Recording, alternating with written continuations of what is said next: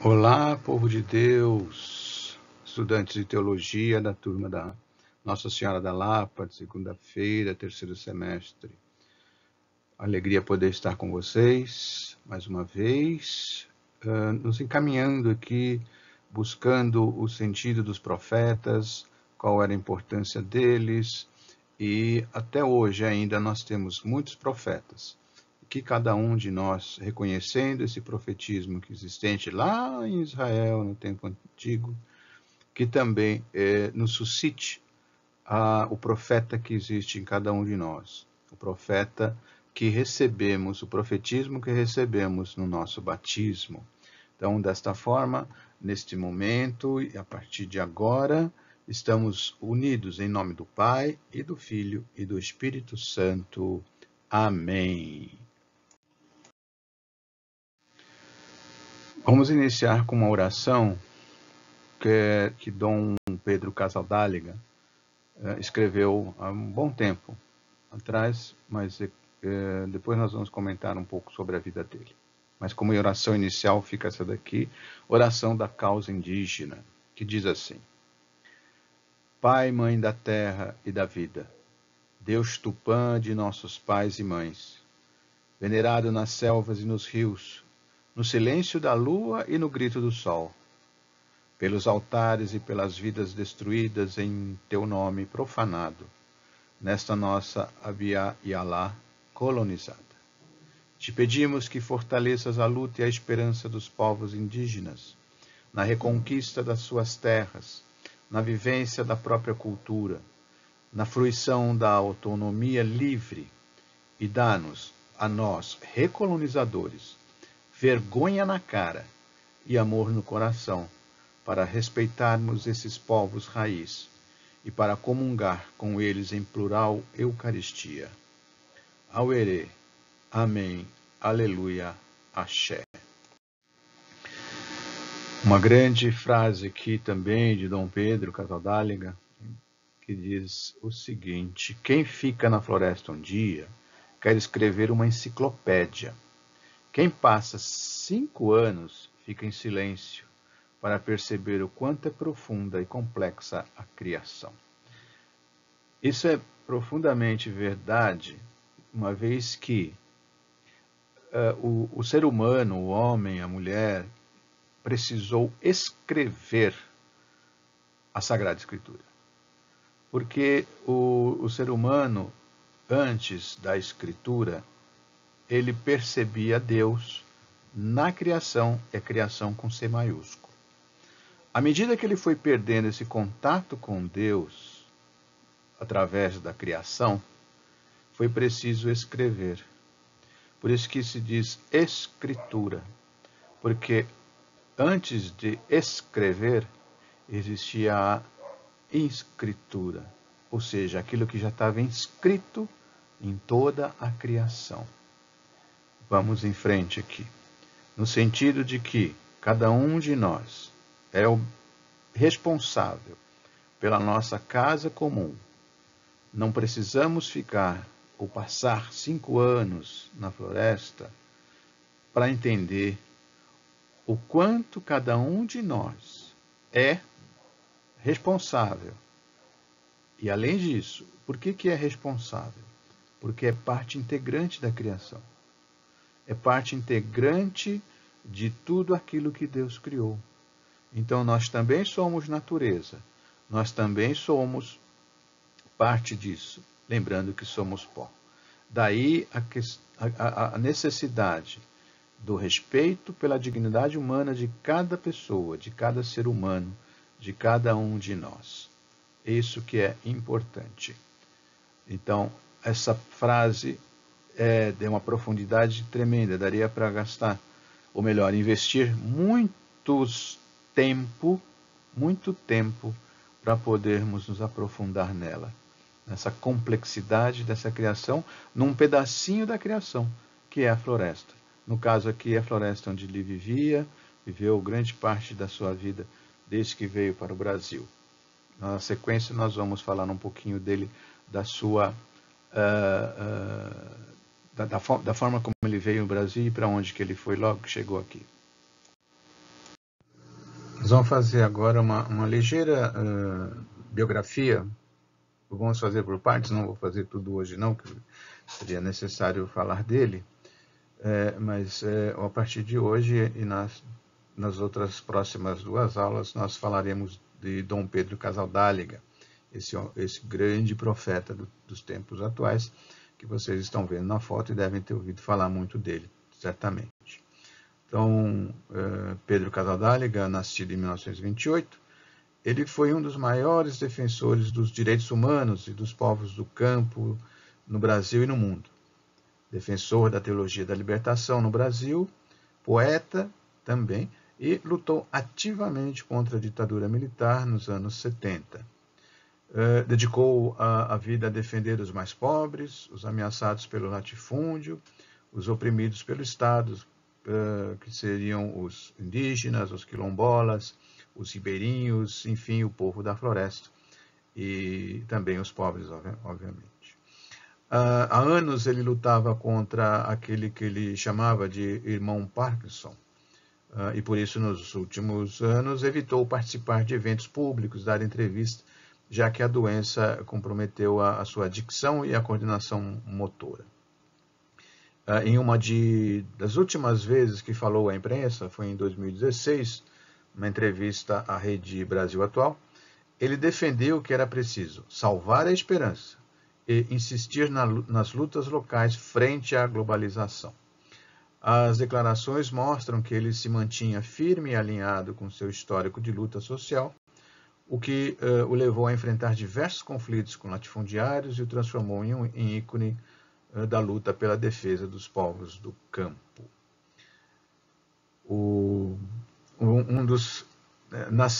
Nascido, ele foi na Espanha, ele na região ali da Catalunha, filho de camponeses. Casaldáliga teve seu primeiro contato com o martírio ainda criança, quando seu tio, também padre, foi assassinado na Guerra Civil Espanhola. Naquele momento, ele decidiu o caminho que seguiria. Seria ordenado sacerdote e chegou ao Brasil em 1968, aos 40 anos, como missionário claretiano. Ele veio fugindo do regime franquista, uma ditadura alinhada com o fascismo que vigorou na Espanha entre 1939 a 1976, liderada pelo general Francisco Franco. Dom Pedro encontrou na Amazônia sua nova casa e nunca mais voltou ao seu país de origem. Em 1971, foi nomeado o primeiro bispo de São Félix do Araguaia e converteu a pequena casa onde vivia na sede da diocese. Rezava a missa para agricultores e sem terra no quintal, entre as galinhas, e tinha o hábito de deixar a porta sempre aberta durante a noite, caso alguém precisasse de um lugar para dormir. Nesse mesmo ano, escreveu sua primeira carta pastoral, intitulada Uma Igreja da Amazônia em conflito com o latifúndio e a marginalização social, já adiantando que linha seguiria em seu trabalho na região. Sempre retomava seu lema de vida: nada possuir, nada carregar, nada pedir, nada calar e, sobretudo, nada matar. Quase nunca usava batina e preferia trabalhar de calça jeans e chinelos. De hábitos simples, não tinha mais do que 2 mudas de roupa.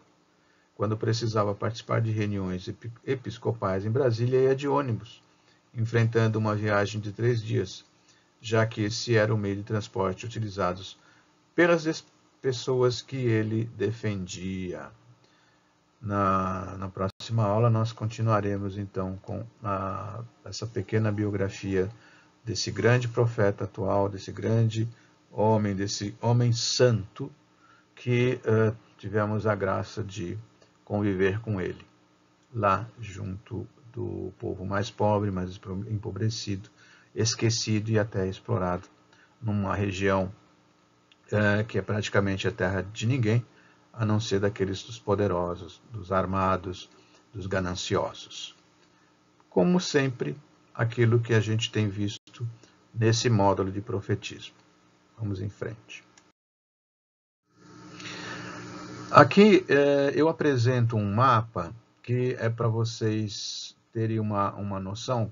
Eu acredito que os professores anteriores aí já devem ter mostrado, mas vejam vocês ali onde se encontra Israel. Na verdade, ali está escrito Canaã, mas também que é o país de Israel. Tem um pontinho negrinho ali que tem o nome de Jerusalém. Ao lado, um pouco abaixo, tem o Mar Morto, um pouco acima, a indicação do Rio Jordão. Então, eu quero que vocês percebam ali onde está Jerusalém, quase no centro do mapa, e dirijam o seu olhar um pouquinho ali para a direita, como se fosse a noroeste do mapa, né? E vamos encontrar ali, então, a Mesopotâmia. Essa caminhada foi o que o povo ali daquela região, não só de Jerusalém, porque Jerusalém era a capital do Reino do Sul, mas também o pessoal ali da Samaria, que era a capital de Israel. Lembrando, Jerusalém, capital de Judá, Reino do Sul, e Samaria, né, a capital do Reino do Norte, que levava o nome de Israel. Então, essa caminhada que eles fizeram até ali, a Mesopotâmia, cruzando o rio Eufrates, e subindo até o norte, na verdade, ali para cima, e caminhando também em direção a oeste, na Mesopotâmia. Na Mesopotâmia ali, escrito Mesopotâmia, mas é a Babilônia. Mas são os nomes um pouco mais antigos. Na verdade, é um período bastante conturbado, mas quem preparou o mapa aí misturou várias coisas. Mas Mesopotâmia ou Babilônia, a região é a mesma, onde hoje é o Irã, Iraque, aquela região. Então, só para vocês terem ideia dessa caminhada que esse povo fez, como quando foi exilado, saindo ali de Judá e de Israel, caminhando para a Mesopotâmia. Ou, mais precisamente, Babilônia. Veja só o tamanho que eles foram caminhando, né? Os babilônicos, mesopotâmios, também recebem o nome de caldeus, né? Por causa que a Caldeia também ficava naquela área. Então, mais um outro mapa aqui, esse aqui é um pouco mais moderno, mas o anterior foi mais para mostrar a grande região em que pertence aquilo que chamamos de Israel. Esse mapa já é mais moderno, vocês podem perceber que só tem Israel, independente, não tem divisão de norte e sul. E algumas cidades aí que são aquelas um pouco mais importantes, né? Jerusalém, aqui ao centro praticamente, e mais ao norte, um pontinho vermelho, nós vemos lá Nazaré. Belém fica um pouquinho abaixo de Jerusalém, coisa de Jerusalém a Belém tem coisa de 6 a 10 quilômetros, talvez nem isso, né? E a capital de Israel hoje é Tel Aviv, que fica ali do lado, junto ao mar Mediterrâneo, à esquerda do mapa de Israel. Então, esse mapa é para vocês terem noção do tamanho que é Israel. Israel é aproximadamente como, comparando aqui com os estados do Brasil, mais ou menos como o estado de Sergipe. Ele não é muito extenso, tanto no norte como de norte a sul, como de leste a oeste. O ponto central ali que vocês devem estar vendo é um pouquinho acima da palavra Israel, que é Beersheba. Beersheba é a capital ali uma das últimas cidades grandes, né? Dentro do deserto do Negev, deserto que Moisés cruzou até chegar ali, conquistar Canaã, que era o nome que recebia antes. Aqui, então, um outro mapa, mostrando a divisão que existia entre o Reino do Norte e o Reino do Sul. Lembrando, mais uma vez, o Reino do Norte recebe o nome de Israel, e com 12 tribos, e o Reino do Sul, apenas com 2 tribos, recebe o nome de Judá.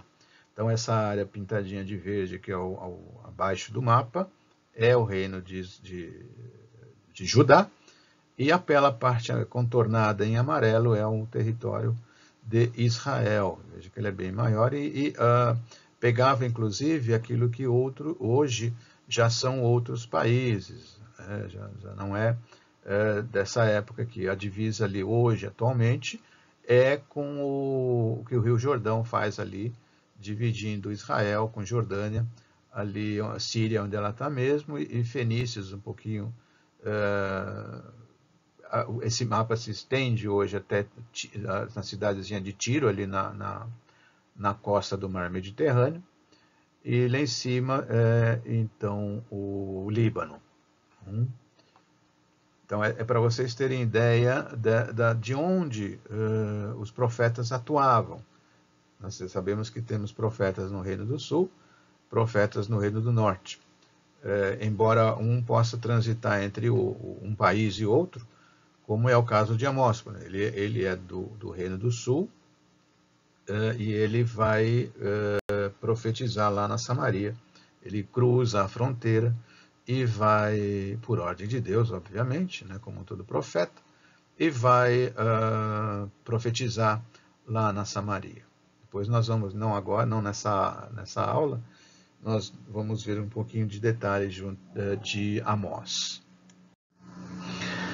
Então aqui os profetas menores, lembrando que nós temos aquele que nós chamamos de profetas anteriores e profetas posteriores. Os profetas anteriores são aqueles que estão lá, Josué é um deles, considerado um profeta anterior, e depois todos aqueles elencados no primeiro livro de Reis, segundo livro de Reis, também, obviamente, também, certamente nos livros de Samuel, primeiro e segundo Samuel, os profetas que ali, também chamados profetas não literários ou não escritores, são os profetas anteriores. Os profetas posteriores, vocês estão vendo aí o nome deles, que são os menores, e tem os maiores, que são Isaías, Jeremias e Ezequiel.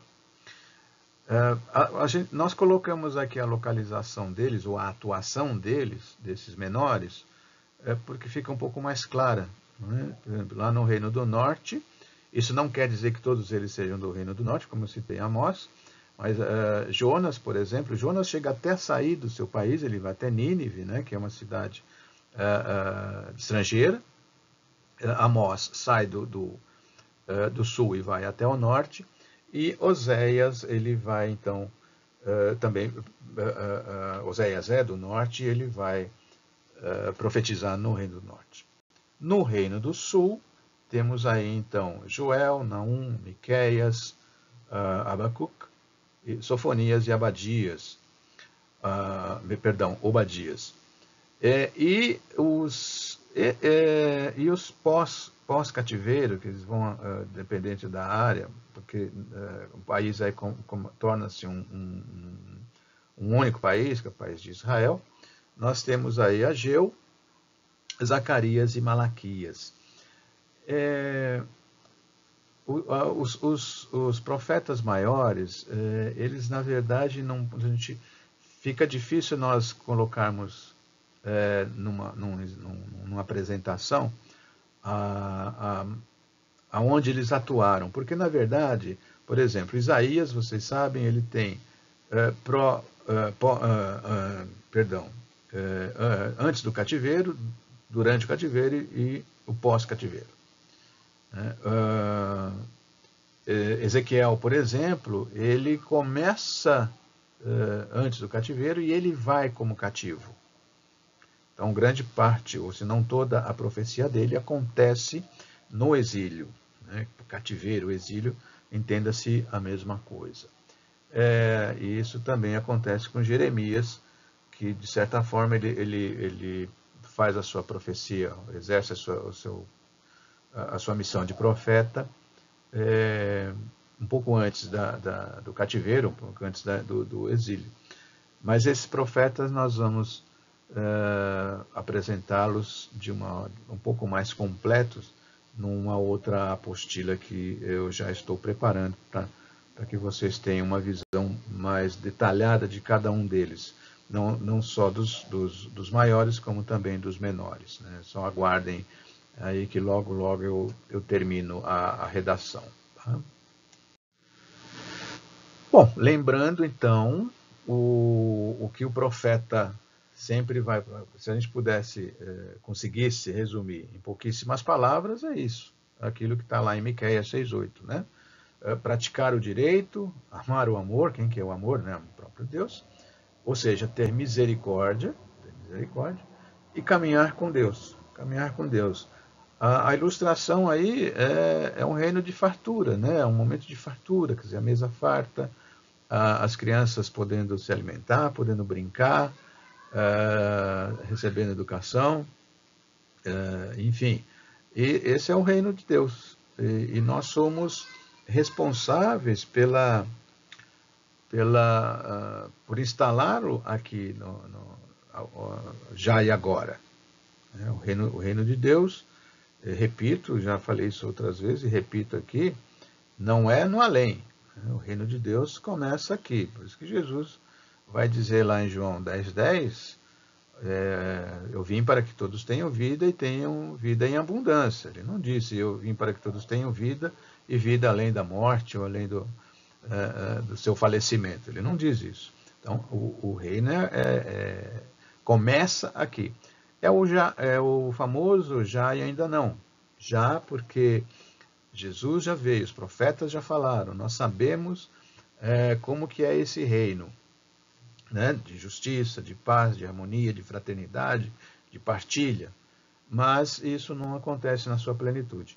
Cabe aos profetas, e aí sim, a cada um de nós, exercemos o nosso profetismo. Então, esse movimento profético. O profeta, ele faz uma análise da situação em que ele está vivendo. Ele tem ali os pés no chão, ele analisa os problemas, ele vai... por que é que a situação está desta forma? Seja ela política, econômica, social, ele faz uma análise da conjuntura do momento, conjuntura histórica. E isso leva a... Como ele é um homem ou uma pessoa, né? Porque também temos algumas profetisas, embora elas não estão elencadas aqui, mas eu devo fazer um trabalho à parte com as profetisas, mas como o nosso módulo projeta apenas os profetas e não as profetisas, mas eu devo apresentar aí também um ligeiro estudo sobre profetisas. Por exemplo, só para citar vocês, Ana, aquela que está no templo quando Jesus é apresentado é resgatado, né? E vem Simeão, faz aquela profecia e Ana ali também faz a sua profecia. Mas isso é para outra história, lá na frente, para outro professor. De qualquer forma, é importante sabermos que temos profetisas. Então, como esses homens eles têm essa espiritualidade muito profunda e penetram no mistério de Deus, seja por vontade própria, ou seja por incitação do próprio Deus, como é o caso de Amós, eles percebem essa presença na sua vida, né? Faz com que ele perceba e desperte a sua memória. Memória do quê? A memória do povo, a memória daquela aliança que foi feita, a memória de que Deus esteve com eles no deserto, que os resgatou do opressor. É essa memória. Ou seja, uma coisa que o judeu tem até hoje, o judeu praticante, o judeu piedoso, é essa memória. É a memória da sua história. Por isso que eles são tão unidos. Nesse sentido, eles se mantêm essa união e é um povo que não se dissolve. Apesar de tudo que se passaram, tudo. Pega a história de Israel, nós vamos ver. Tudo que passaram recentemente, a coisa de 70 anos, 70 e poucos anos, com a Shoah, ou melhor, com o Holocausto, né, como é a palavra usada em português, e se permanecem unidos. É essa memória que os mantém. Né? Então, ele olha para o povo e olha para a realidade. O profeta tem esse olhar. Pegou lá a presença de Deus, viu qual é o modo de vida que Deus apresenta. Lembrou-se disso, trouxe a memória.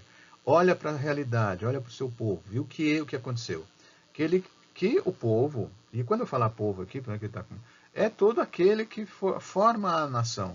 Não só as pessoas comuns no seu cotidiano, mas os príncipes, os reis, os sacerdotes, os escribas, quer dizer, a elite religiosa. Né? O que aconteceu com isso? Quebrou a aliança. Quebrou a aliança. Por isso que vive uma situação de perseguição, de opressão, de impostos altos, de invasão de território, de deportação. Né? E ele faz o que então? Ele começa falando, dependendo da situação, da onde ele está, ele vai falando para o povo, mas ele chega também ao rei. Então nós vamos ver profetas que criticam a atitude do povo, de maneira geral, e aí povo, assim, a população, e critica depois também tanto o poder econômico, como o poder civil, social, religioso. E ele vai denunciando o que está errado, denunciando aquilo que não está de acordo com a lei de Deus, não está de acordo com a proposta de Deus, que a proposta de Deus é sempre vida. E anuncia o quê? Anuncia a palavra de Deus. Faz com que o povo recorde aquela palavra de Deus, recorde a aliança. E a gente sabe, pela história, que o povo não ouve, né? Não acredita naquilo que o profeta está dizendo, não acredita naquilo que seja oráculo de Deus, que seja oráculo do Senhor, que seja a palavra de Deus através da boca do profeta, embora às vezes muitos reconheçam como profeta, mas a grande maioria, não estou dizendo que sejam todos, a gente não pode generalizar, obviamente, mas, porque os profetas tinham seus seguidores, seus discípulos, né? Mas a grande maioria acaba não acreditando, acaba escarnecendo e acaba até assassinando os profetas, como Jesus vai dizer depois. E qual que é a linha de ação, então? É o caminho da justiça. Justiça. O que é justiça? Justiça aqui não é no sentido de justiça de dar aquilo que a pessoa tem direito. Justiça aqui é no sentido de se amoldar a Deus, se justificar a Deus. Ou seja, agir como Deus pediu para que se agisse. E aí sim entra na questão da justiça no sentido de dar a cada um aquilo que ele precisa, não merece, mas aquilo que ele precisa. Se a pessoa precisa de 10 pães porque na casa dele tem 10 pessoas, ele que leve 10 pães, tenha direito a levar 10 pães. Se na casa da pessoa moram 3 pessoas, que ele tenha direito a levar 3 pães, e não 4, 5 ou 10, tirando daquele que tem 10 na sua família e vai ficar com menos, vão ficar com penúria. E aí é justamente isso que acaba acontecendo quando entra o latifúndio, quando entra o templo e quando forma a própria monarquia, um pouco antes até do templo. Né? Então, no caminho de justiça leva o quê? A solidariedade. A solidariedade necessária, a solidariedade de dar, de repartir, não de dar, mas de repartir igualitariamente entendendo-se daquela forma de que seja na necessidade de cada um. E aí, então, a pessoa caminha para essa mística. Mística no sentido do mistério, e mistério significando que nós penetramos mais profundamente naquela obra de Deus. No sentido que mistério não é equivalente a um enigma, né, que a gente decifra e ele desaparece. O mistério quer dizer a dimensão de profundidade que se inscreve em cada pessoa, em cada ser, na totalidade da realidade que ela é. e que possui um caráter definitivamente indecifrável, né? Então, assim, por mais que a gente conheça uma coisa concreta, com recurso, vários recursos, né?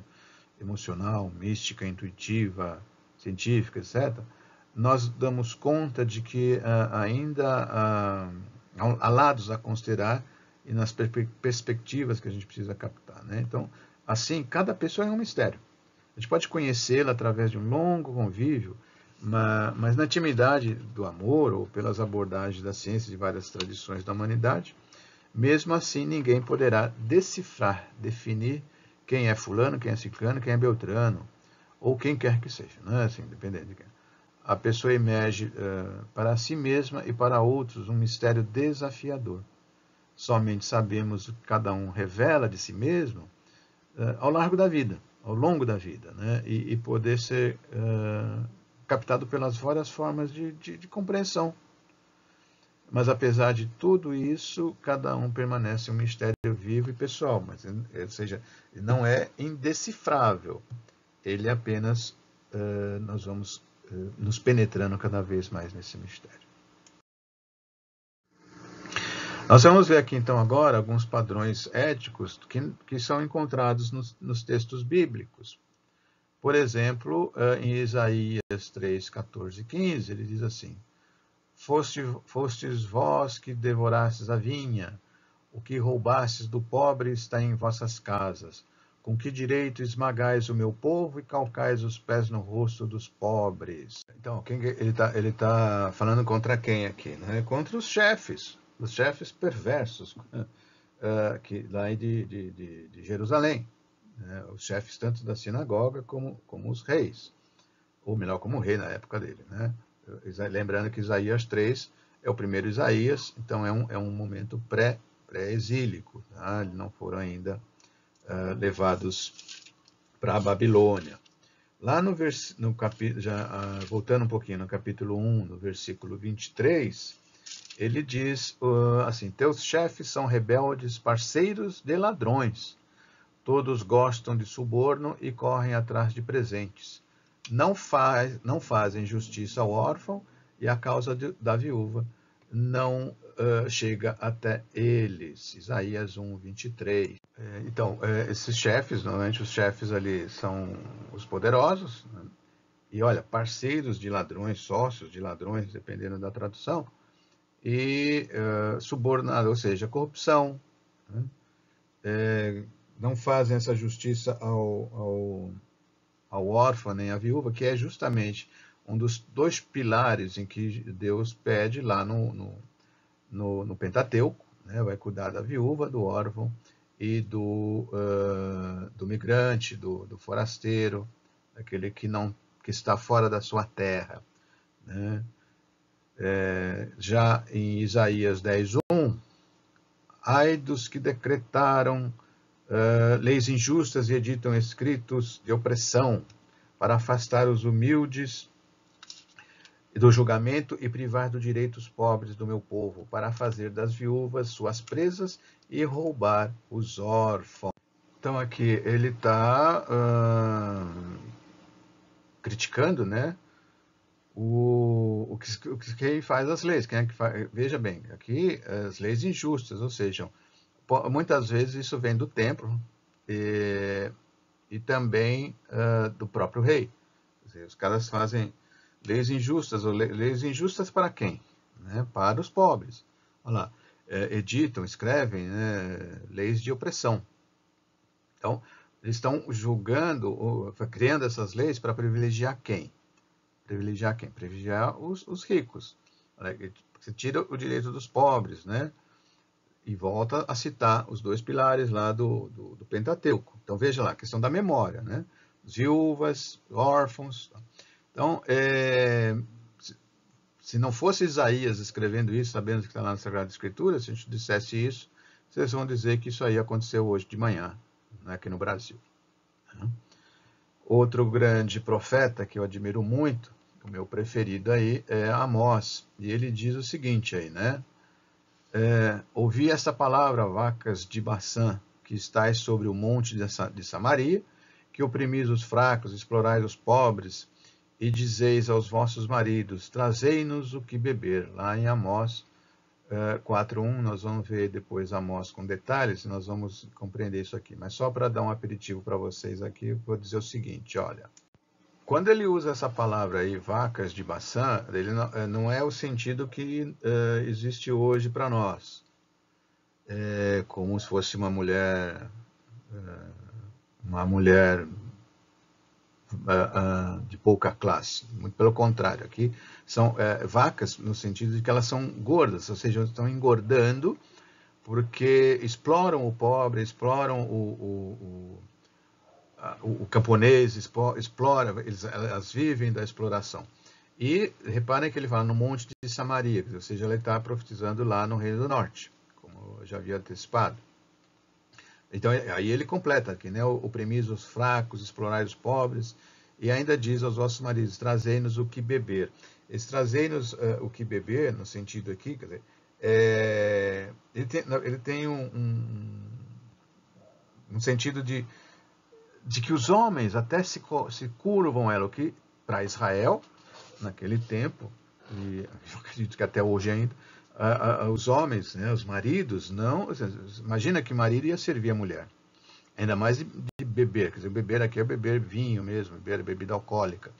Então, quer dizer, ou seja, a exploração não é só sobre os pobres, mas também sobre os maridos que se deixam levar pela luxúria, se deixam levar pela ganância também e pelo poder. Então é esse sentido. Então essas vacas de Baçã não se referem a mulheres de baixa qualidade, vamos dizer assim, né? Não exatamente a prostituta, mas como a gente costuma falar, o termo que a gente usa quando quer ofender uma pessoa, né? Embora ele esteja ofendendo, sim, mas aqui é um sentido de que elas vivem de benesses e não fazem nada para conquistar isso, a não ser explorando os pobres. Vamos em frente.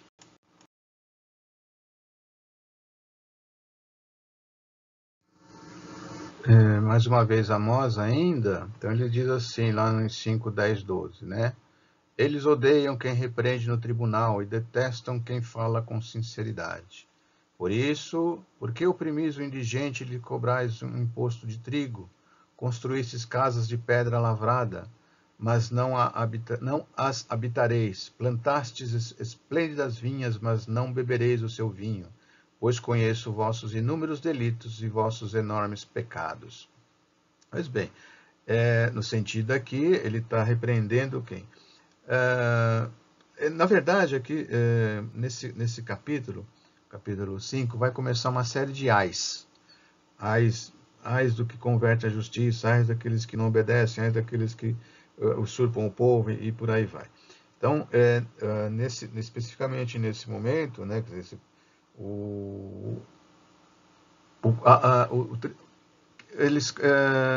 eles quem que odeiam, quem repreende no tribunal? É o pobre.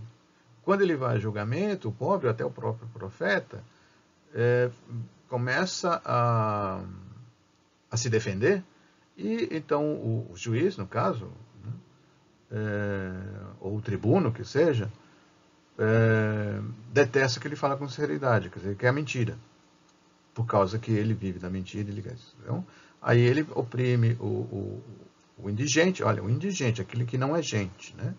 E ainda cobra o imposto do trigo, que é do alimento, quer dizer, o trigo não é aquele trigo que ele venderia, é o trigo que ele tem para a sua subsistência, quer dizer, eu produzo alguma coisa para mim mesmo, mas eu tenho que pagar o imposto disso, quer dizer, é um absurdo, né? Quando ele diz aqui construir esse casa de pedra lavada, mas não, ele está dizendo assim, vocês estão se enriquecendo, vocês poderosos estão se enriquecendo, mas vocês não vão morar nela não, vocês estão plantando vinho, mas vocês também não vão beber. Por quê? Porque ele já está profetizando, né, que os poderosos vão cair na mão dos assírios, aí no caso, e serão deportados. Aí ele completa, né? Porque aqui é o oráculo de Deus, né? Não é exatamente a pessoa do profeta falando, é Deus falando através do profeta. Então, pois conheço vossos inúmeros delitos e vossos enormes pecados. Então, o sentido dessa profecia é aí Deus falando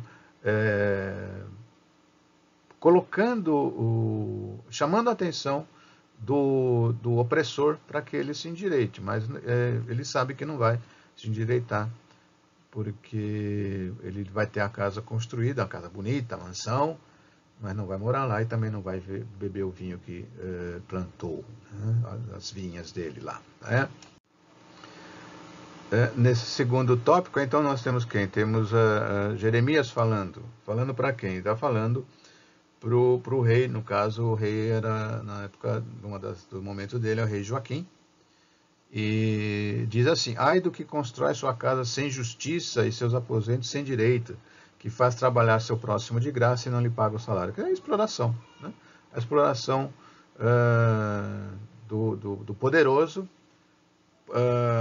explorando o pobre, ou aquele que necessita trabalhar, e o infeliz ainda trabalha e não tem o seu salário. Qualquer semelhança aí com os tempos atuais não é mera coincidência. Vamos voltar lá em Amós, quando ele diz assim: eles não sabem fazer o que é reto. Vai estar em 3:10. Vamos ver o sentido dessa frase. Eles não sabem fazer o que é reto. Vamos ver para quem é que está falando e para quem é que está. Aqui a frase toda, talvez seria o correto. Não sabiam agir retamente, oráculo do Senhor, entesouravam violências e crimes em seus palácios. Já está se dirigindo aqui então ao rei, dizendo que não agia retamente. Agir retamente é o próprio Deus que está dizendo, né? Por isso que diz oráculo do Senhor, e fazendo as leis injustas, como nós vimos anteriormente, e oprimindo, sempre oprimindo, entesouravam violências e crimes em seus palácios, escondiam, faziam as escondidas toda espécie de crime e violência. Esse é o sentido aqui dessa frase. Vamos em frente aqui, vamos ver o que nos aguarda. A manipulação do profeta, aquela questão do falso profeta, né? Então, na verdade, os profetas, como eu disse, aqui os profetas menores, eles existem desde antes propriamente da monarquia. Eram os profetas do tribalismo. Isso vai estar narrado lá na sequência de 1 Samuel 9:6, tem lá um pequeno trecho fazendo uma análise disso. De certa forma, eles sim, o profeta ali nessa época era um justo, era solidário, fazia de fato a sua profecia. Alguns deles faziam suas consultas ao efode, orações, sonhos. E essa consulta ao efode é uma vestimenta, está no próximo slide, os paramentos que o sacerdote usava. E lá vocês vão poder verificar o que é esse efode, né? Então, através de orações e sonhos também, eles faziam as suas profecias. Natã, a gente vai detalhar depois Natã, ele era o profeta de Davi e de Salomão. Ele é um daqueles que diz assim: o Senhor falou para você construir uma casa para ele, numa noite, depois no dia seguinte ele fala: não, esquece que eu falei, não é nada disso não, Deus não falou isso não. Né? Enfim, e ele articula, é um profeta bastante envolvido na política, porque ele está dentro do palácio, e articula de certa forma para que Salomão seja o sucessor de Davi. E ele, apesar de parecer uma pessoa honesta, vamos dizer assim, um profeta honesto, ele é a figura daquele que trabalha no palácio, trabalha para os reis,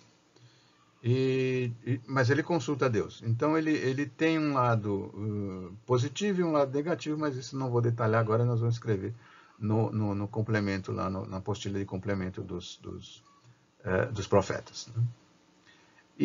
Então, com essa vivência do profeta, especialmente de Natã, dentro do templo, dentro do palácio, viram outros também nessa prática, sempre vai cria um tipo de profetismo que é para agradar o rei.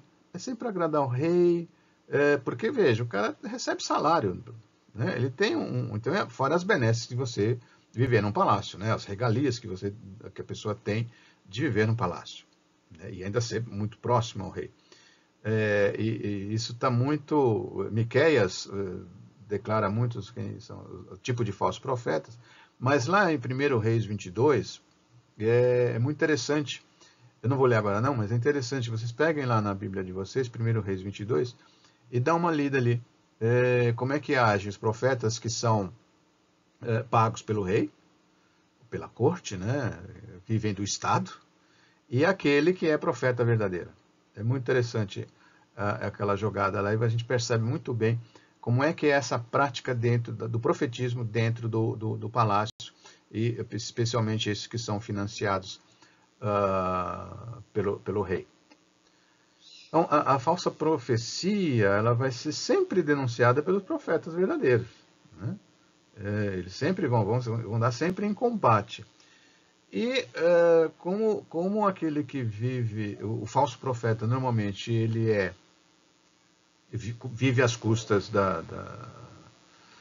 do rei, dos impostos que o povo paga, ele também de certa forma, não punido, mas ele de certa forma vai ser colocado como um grande acusador dos verdadeiros profetas. E chegam até a incitá-los, a incitar o povo, incitar o rei, de que assassinem ou que matem o profeta verdadeiro. Essa sempre essa coisa.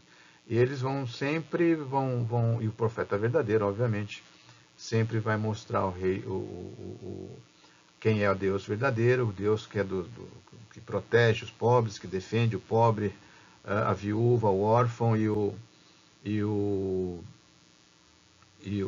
migrante, o forasteiro, né? E lembrar sempre da aliança, obviamente. Então aqui tem aí a figura, né, uma ilustração do que seja o paramento do sacerdote.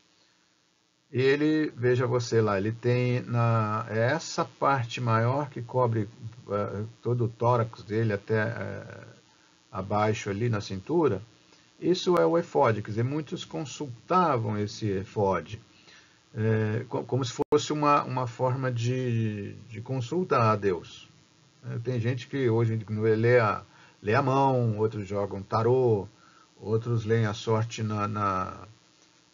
no fundo da xícara de café. Era uma forma de, vamos chamar mais de adivinhação do que propriamente de profecia, mas era uma forma de comunicação porque esses trajes eram sagrados, né? Eram trajes que só um sacerdote se utilizava, né? Só a título de curiosidade, essa placa que ele tem na frente, no peitoral ali, se reparem, são 12 pedras, e essas pedras aí, cada uma de uma cor, são pedras preciosas, de fato. Eu não sei o nome delas, mas tem lá, todas elas lá, ametista, rubi, esmeralda, e por aí vai. Representam as 12 tribos de Israel, correto?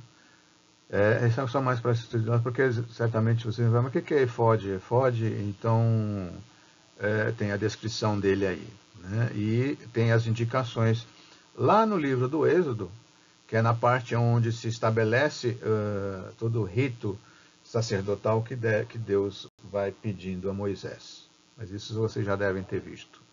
Vamos em frente.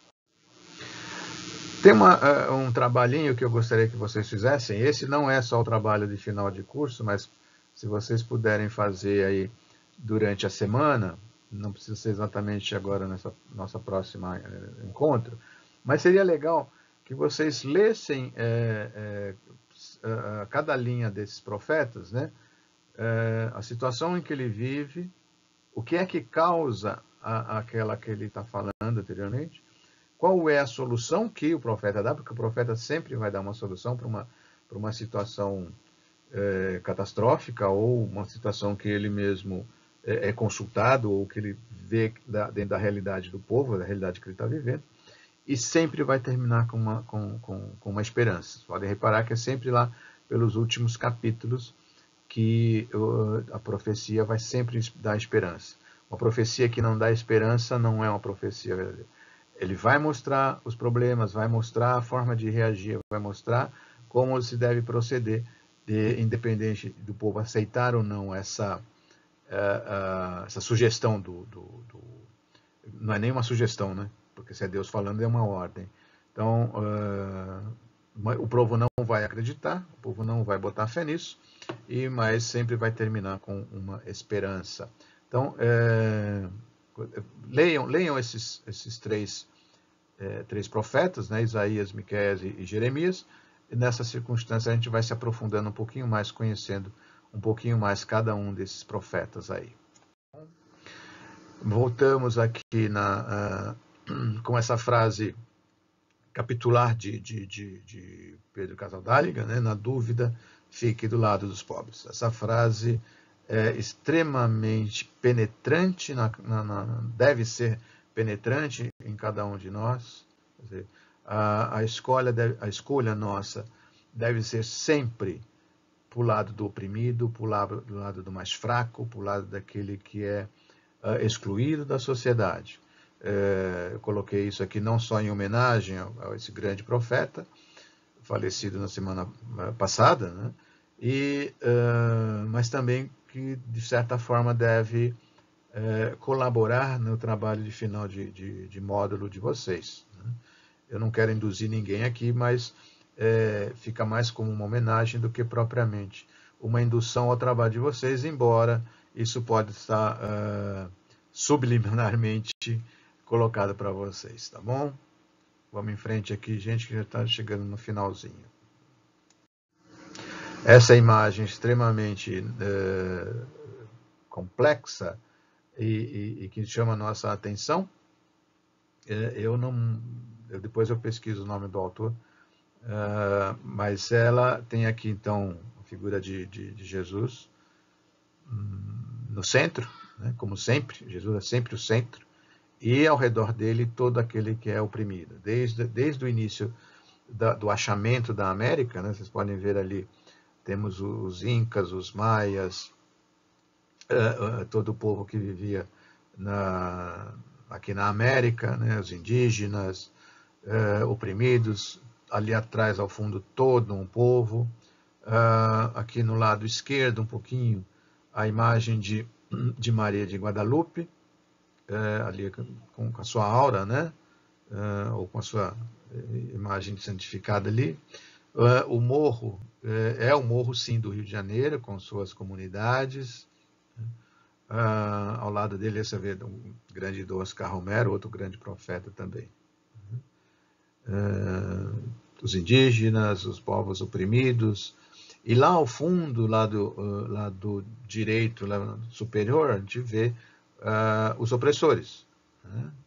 O escravo sendo violentado, no tronco, outro sentado, outro caído, os capitães do mato ali perseguindo, aquela figura que está sentada, que tem vai ser puxado por 4 cavalos, que seus membros inferiores e superiores estão amarrados ao cavalo, e cada cavalo vai numa determinada direção. Isso era uma forma de violência, de castigo contra muitos rebeldes, entre aspas, obviamente, aquelas pessoas que buscavam seus direitos, contra os opressores, contra os donos de engenho, contra o poder econômico, político e muitas vezes até contra o poder religioso. Então essa é uma figura bastante, uma gravura bastante emblemática, mostrando as pessoas aqui a quem Jesus acolhe, quais são os seus preferidos, não é mesmo? Vamos em frente aqui, vamos terminando aqui com uma oração, tá bom? Uma oração que a gente precisava recitar todos os dias, de manhã, de tarde, de noite.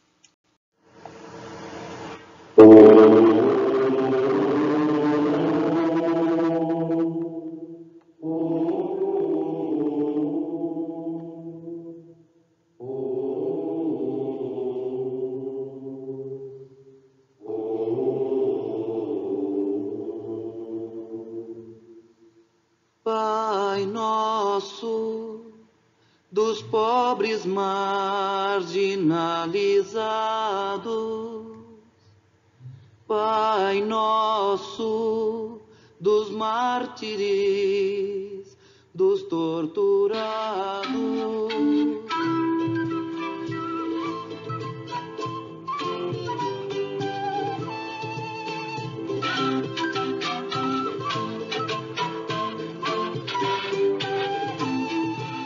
Teu nome é santificado naqueles que morrem defendendo a vida. Teu nome é glorificado quando a justiça é nossa medida. Teu reino é de liberdade, de fraternidade, paz e comunhão. Maldita toda a violência que devora a vida pela repressão. Oh, oh,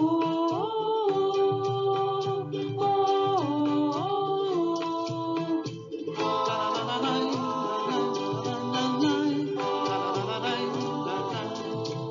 Queremos fazer tua vontade, és o verdadeiro Deus libertador. Não vamos seguir as doutrinas corrompidas pelo poder opressor. Pedimos-te o pão da vida, o pão da segurança, o pão das multidões. O pão que traz humanidade, que constrói o homem em vez de canhões.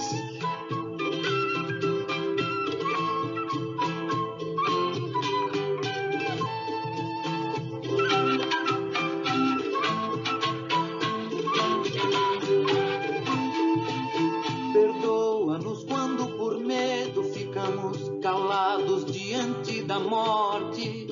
Perdoa e destrói os reinos em que a corrupção é a lei mais forte.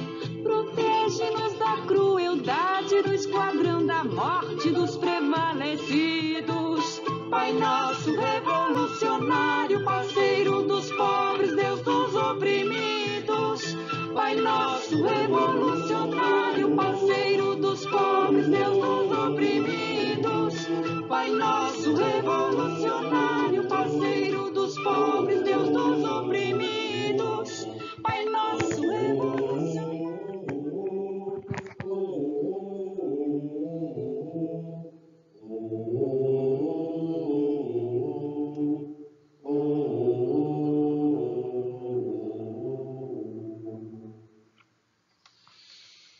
Estivemos unidos em nome do Pai, do Filho e do Espírito Santo Libertador. Amém.